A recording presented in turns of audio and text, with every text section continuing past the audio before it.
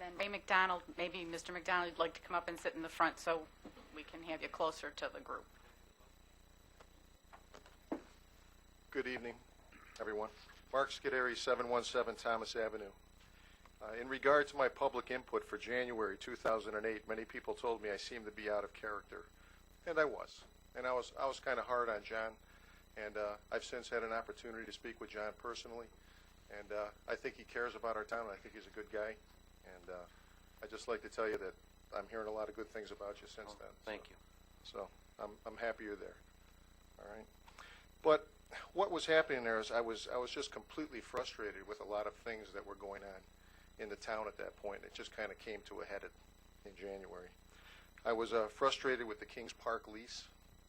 You know, the lease that many of us out here in the audience knew was a bad deal for the town, but couldn't seem to make our town board and their paid experts understand.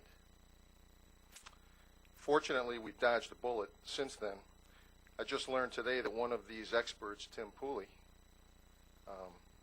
was paid $49,833 to preach to us what a great deal that lease was going to be for the town. So again, a little bit of frustration. All right. I watched with more frustration when our town board seemed to condone putting too many units into the Newport development, which eventually led to a publicly funded investigation into the one planning board member who took a stand against it. I watched our equalization rate drop to 88%, which cost our town $208,000 in lost state aid, and all of our residents paid a 12% surcharge to their county taxes as a result. I watched a 21% hike in the town revaluation when the rest of the nation is experiencing a downtrend in the housing market.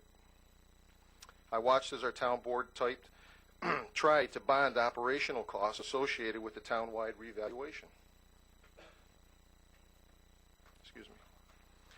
I understand a roundabout is still being planned for the Point Pleasant 590 intersection, despite the fact that school children have to cross the road there. Almost 2.5 years into this administration, Pine Grove Senior Center is still full of mold, and the library roof still leaks.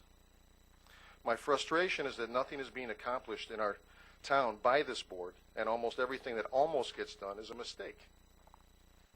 Instead of moving forward to the greatness Irondequoit will be, many of us are sitting out there hoping you don't do something else that will set us back years.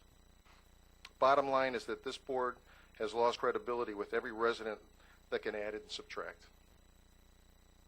And I hope Mr. Pooley is up here someday so that we can ask him questions about why he thought that was such a great deal now. Thank you.